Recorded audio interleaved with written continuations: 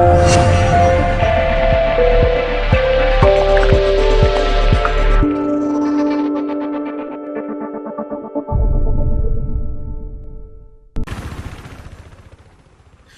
everyone, this is the Geeky Panda here on the Geeky Panda blog, writing guys with another video commentary. I am joined by, again, Time of Force Anubis from She'sLostControl.net. Thank you for coming. Thanks for having me.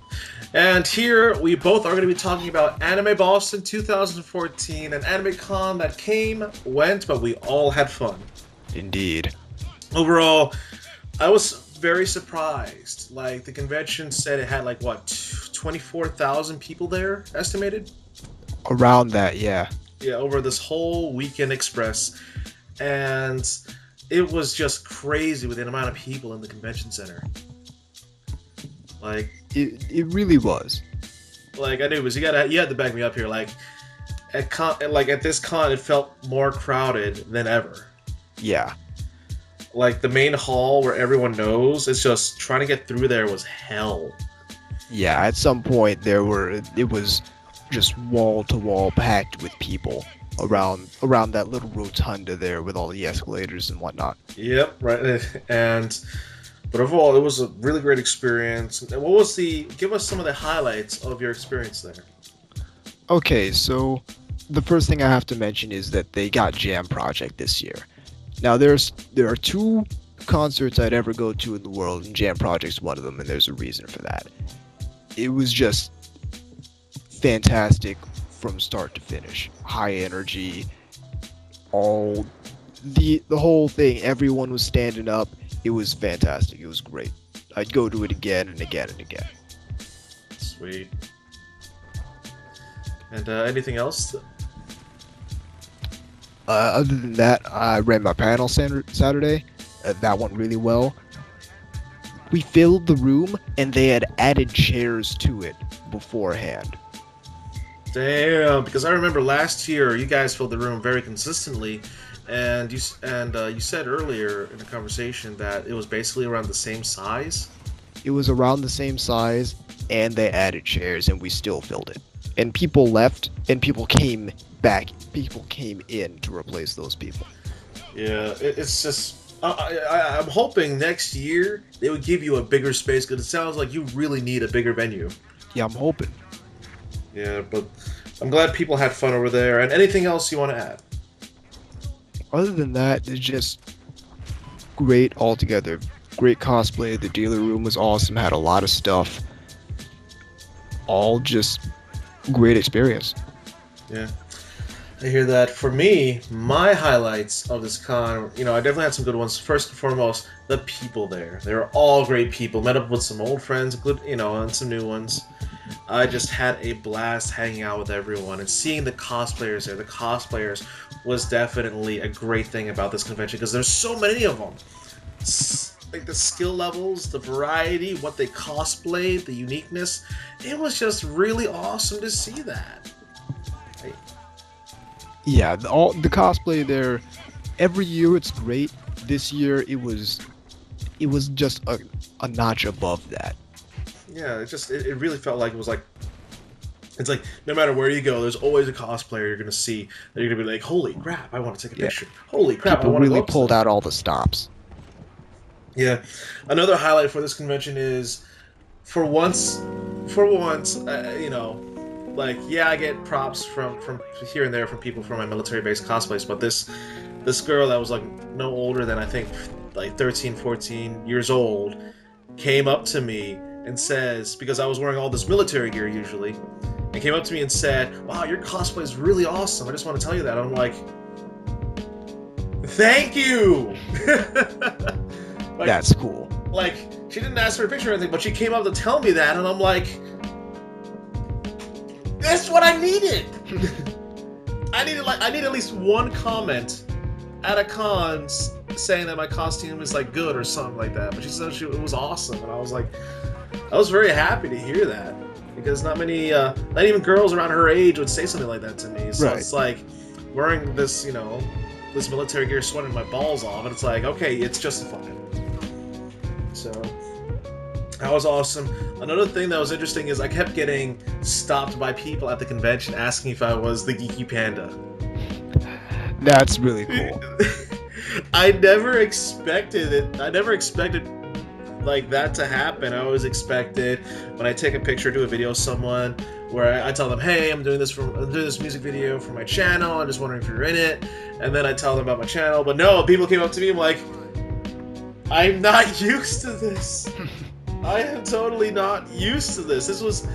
I'm not saying it was a bad thing. It was just it's a surprising feeling. Like, wow, that's when you know your channel's growing, when people actually come up to you and ask if you are, you know, that person. This is crazy. Yeah. So, overall, I did have a great time.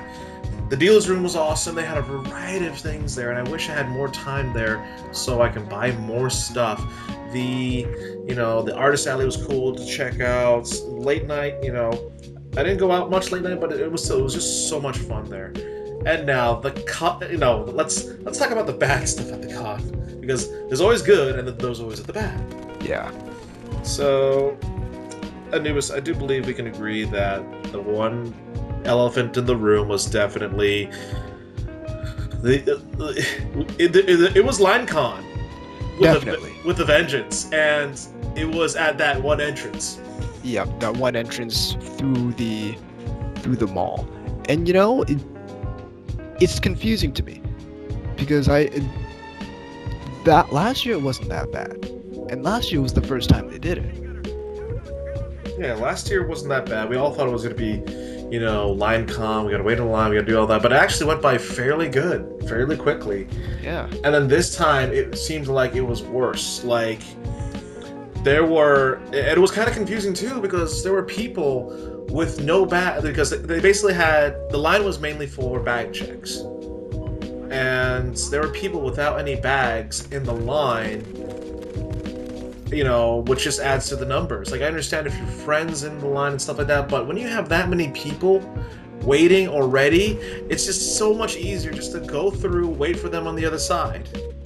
Exactly. Because all you're really doing is just extending the wait time.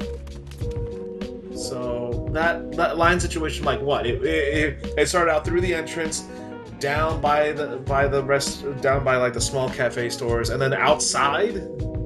The position of the line switched places several times. Because first it was extended into the hotel, then it extended halfway there, outside, down the alley. Then it extended down into the mall to the left. Then it extended down into the mall to the right. So you never really understood where the line was, and the entire time it was just, okay, where is the line? Where's the end of the line? How do I differentiate between people who are in line and people who are just coming and going? That kind of thing. Yeah, it's just it was definitely, like, I understand the staff was, they had a lot on their plate and all that stuff, but it was definitely like micromanaging this line was definitely not it wasn't their strongest. It wasn't their strongest. Yeah. So that was particularly bad. I want to say other things. I want to say other than, yeah, it was really crowded. Regardless, the elevator. I hate cute elevator. These Sheraton elevators are always so freaking bad, especially late night at night when people want to go up back to their rooms, because everyone's trying to get in it, where it gets so bad that they have to post security there. And when you're staying there until Monday and you have to use the elevator to go down, it's just so crazy because people are trying to get out. Exactly. So it's just chaos. Like, the elevator situation was just pure chaos. And the afternoon to nighttime and checkout time, it was bad. God, what about you, Anubis? Any bad points that you've noticed? Really,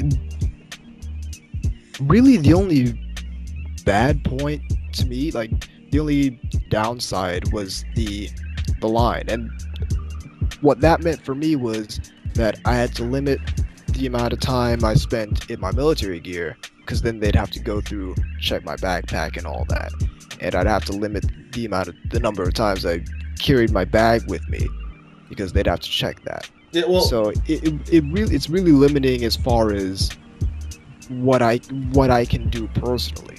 Yeah, well, the good thing is that inside they had a bag check-in for like $1, where you don't need to take the bag with you in and out every day. You can just leave it there and take it when you need it.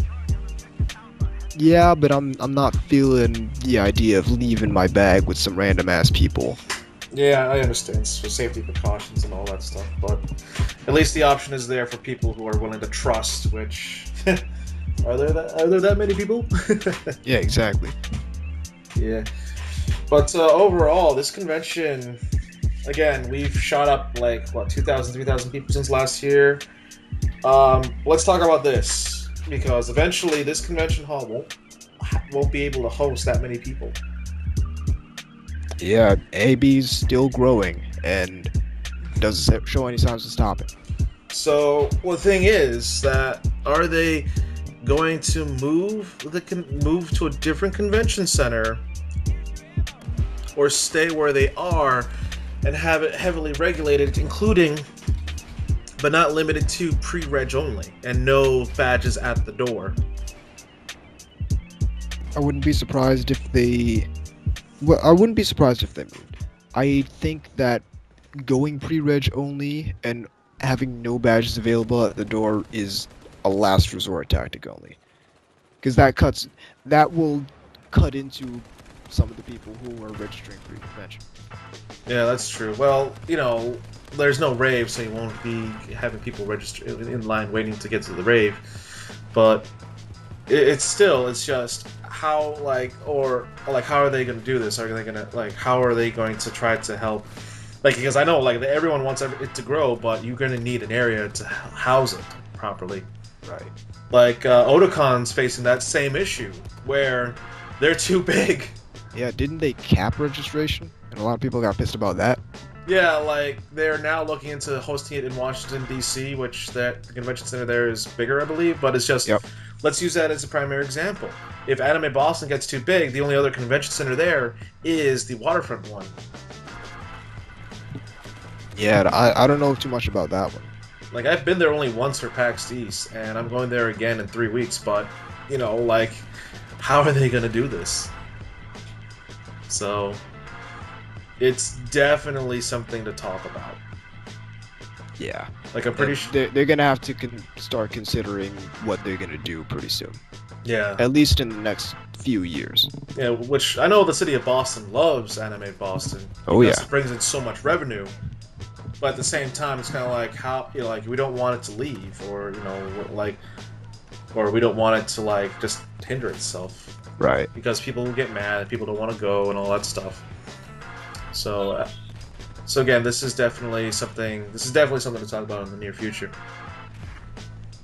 Yeah. So, but but overall, Anubis, how would you rate this con?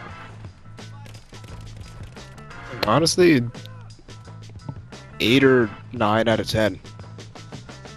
Yeah, but I would personally be probably right around there because this is one of the biggest anime conventions in the U.S. and this is definitely one of the best cons to attend to, for the East Coast, or for the U.S. because when I was using my 3DS, I got street passes from people in I had some all over the East Coast. I had some in Texas, California, Alaska, even. So overall, I agree with you. This con is definitely it's one of the biggest, one of the craziest, and that's what it's going for. Yeah. Where there's so much on the plate, sometimes they're overpowered by this. So, but overall, again, let's see what happens next, right? Yep. So again, Anubis, thank you for coming and giving your 2 cents about this. Thanks for having me. No problem. We both had a lot of fun at this convention. We will be coming back next year for Anime Boston, so stay tuned. And of course, I'm going to be going to PAX East in 3 weeks, so stay tuned for videos about that. But again, folks, this is the Geeky Panda and Time Enforcer Anubis here. Signing out. But remember, stay geeky, my friends.